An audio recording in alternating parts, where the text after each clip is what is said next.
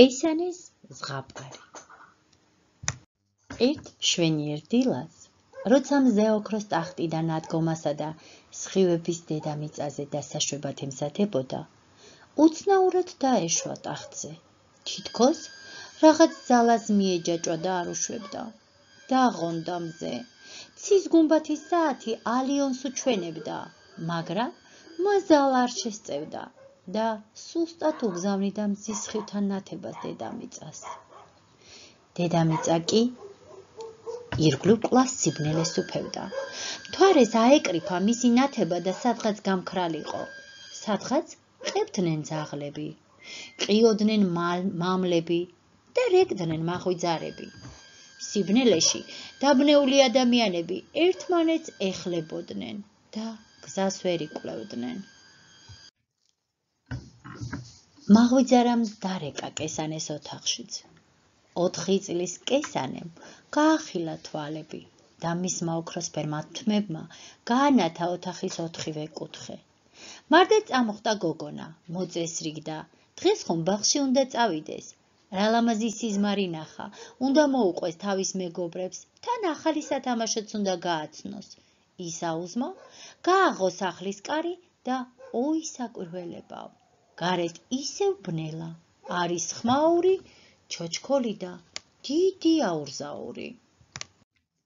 აქ რა ხდება? გაიკვირვა გოგონა.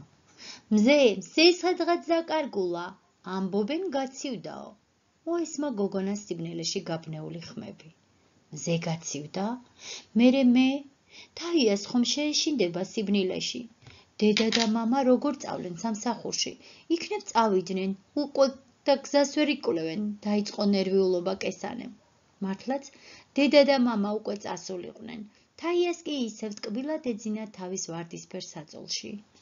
ჩემო დაიკო, ფრთხილად მოეფერა დას, შუბლზე აკოცა და სახლის კარი ჩუმად გამოიხურა. გამოვიდა გარეთ და ხალხი მას ოვაციებით შეხვდა.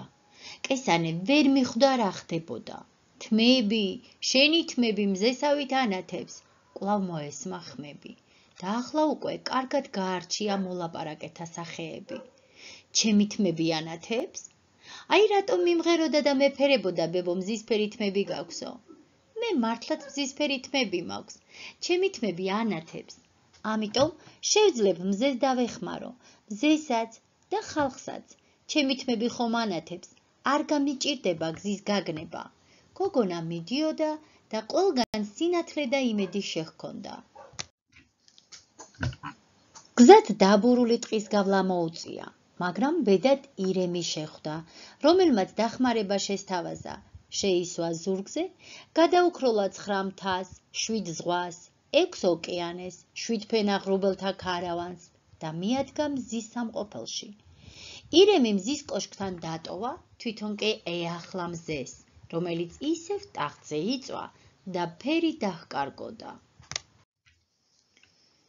რით შემიძლია დაგეხმარო?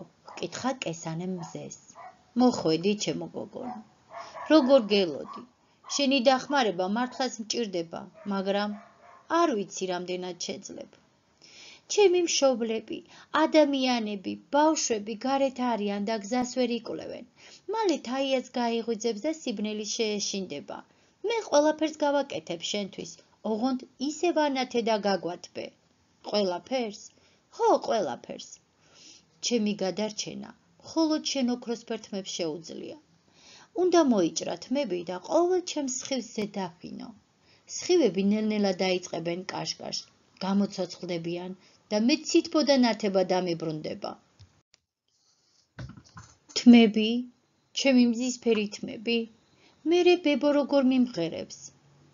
მაგრამ თაია, დედა და მამა, მე ხომ ადამიანებს დახმარებას დავპირდი. ფიქრობდა და ორჭოფობდა გუნებაში კესანე. მაკრეტილი სად არის?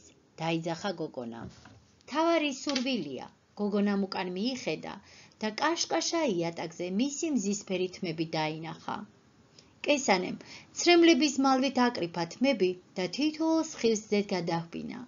სხივები აკიაფდნენ, აკაშკაშდნენ, მზემ გოგონას მადლობა გადაუხადა, დატოვა ტახტი, ავიდა მაღლა და მაღლა.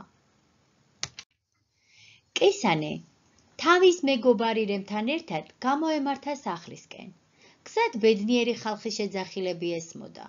გამოიარა 7 ფენაღ რუბლთა ქარავანი, 6 ოკეანე, 9 მთა და დაბრუნდა სახლში. ოთახში შესვლითანავე გაიღვიძა თაიამ. თაიკო, სწრაფად უნდა მოვემზადოთ, ბაღში გვაგვიანდება, უთხრა კესანემ. გოგონები გამოეწყნენ, სარკეში ჩაიხედეს და ის რა ხდება? კესანეს ისევ ისეთი თმები აქვს, ისევ ისე ლამაზად ანათებს მისი თმები. დედა და მამა მისაღებში მუსაიფობენ. გაიღვიძეთ გოგონებო, უთხრა დედიკომ. ბავშვებს და შუბლზე აკოცა.